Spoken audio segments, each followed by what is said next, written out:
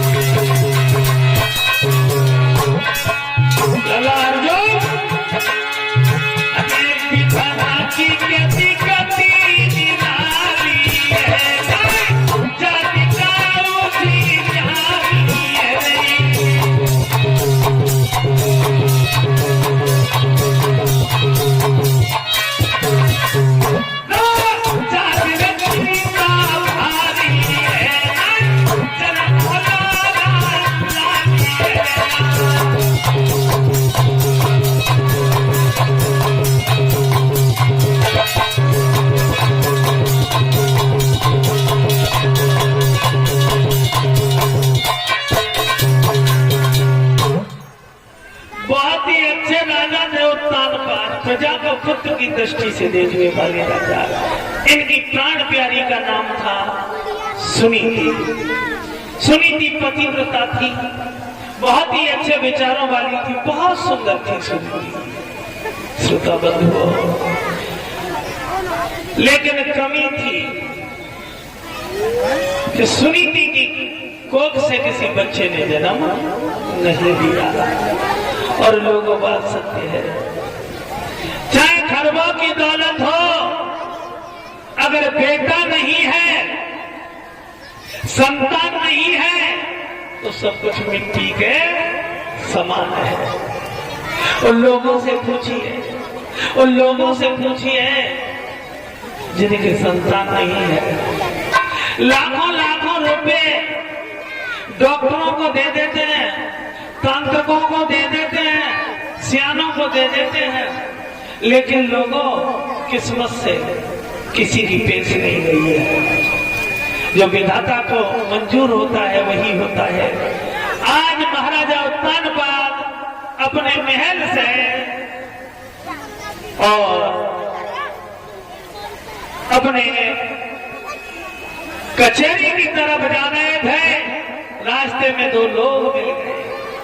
उन्होंने जैसे ही राजा को देखा तो आपस में फुसर फुसर करने लगे, कहने लगे, निर्वंशी का मुंह देख लिया, आज भोजन नहीं मिलेगा। जब राजा ने यह बात अपने कानों से सुनी कि मैं इतना अभागा हूं कि मेरे चेहरे को अगर कोई देख लेता है तो उसे भोजन मिलता, और मैं प्रजा को अपने पुत्र से ज्यादा समझता हूं, किसी को दुखी नहीं रखता।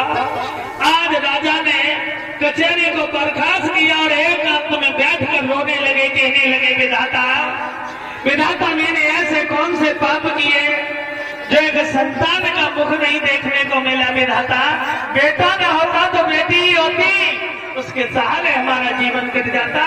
लोग मुझे बुरा भला कहते हैं और रोने लगे हैं और ईश्वर से कहने लगे हैं, प्रभु मैंने ऐसी कौन सी गलती की परमात्मा, कौन सा मैंने पाप किया जो इतनी बड़ी सजा दे रहे हो।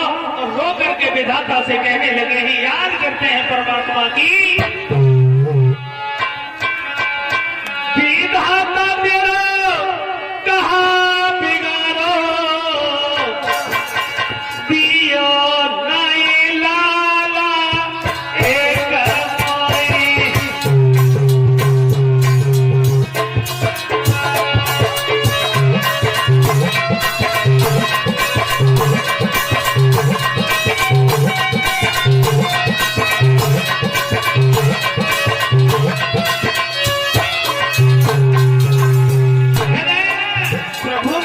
ऐसी कौन सी गलती की, विधाता कौन सा पाप किया, एक बेटा दे देता तो मेरा जीवन धन्य हो जाता, मुझे बुढ़ापे में पानी देता, मेरी सेवा करता विधाता।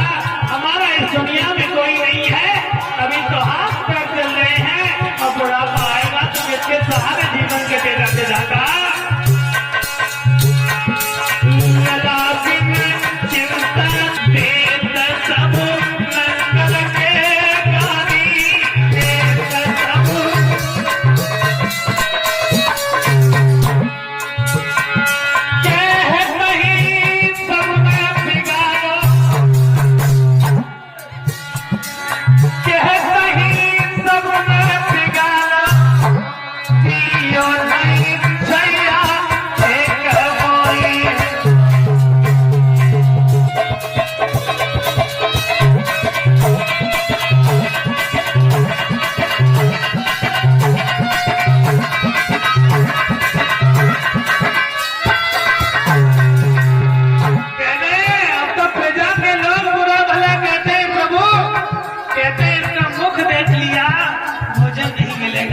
मैं बड़ा अभागा हूँ प्रभु, प्रभु एक संतान दे देता तो मेरा बुढ़ापा कट जाता, जीवन सुधर जाता।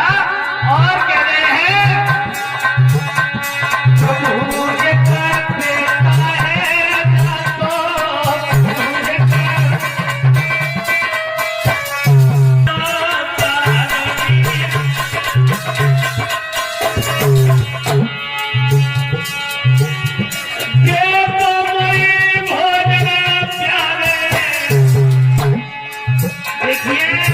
माँ बाप की ऐसी आत्मा होती है लोगों, बेटा चाहे शराबी हो, चाहे ज्वारी हो, चाहे चिलमची हो, चाहे भंगड़ी हो, चाहे सबरी दौलत बर्बाद कर दे, माँ मजदूरी करती हो और वो बीमार हो जाए फिर भी माँ उसका इलाज कराने को तैयार हो जाती है, चाहे मजदूरी करके लाए। फिर भी ये बेटा इतना नीच होता है कि ठीक होने के बाद फिर भी वही ऐमान करता है। उस माँ की आत्मा को कितना दर्द होता है जिसने कर्जा लिया तेरे इलाज के लिए, वो एक के 100 दे रही है मजदूरी करके, लेकिन तुझे फिर भी दया नहीं आ रही कि मेरी माँ ने कितनी मजदूरी की और मुझे ठीक कराया और मैं फिर भी इसी रास्ते पर चल रहा हूँ। अरे लोगों, माँ छूट जाती है, माँ मर जाती है फिर भी जिंदा रहते हैं, पिता मर जाता है छोटा छोड़ के फिर भी जिंदा रहते हैं। अरे ये दारू, ये गांजा कितनी बड़ी चीज है जो ये छूट जाएगी तो तुम मर जाओगे। अरे तरस खाओ लोगों, तरस खाओ। आप श्रोता बंधुओं रो रहे हैं महाराजा, कह रहे हैं उत्तम प्रभु जब बुढ़ापा आएगा तो हमें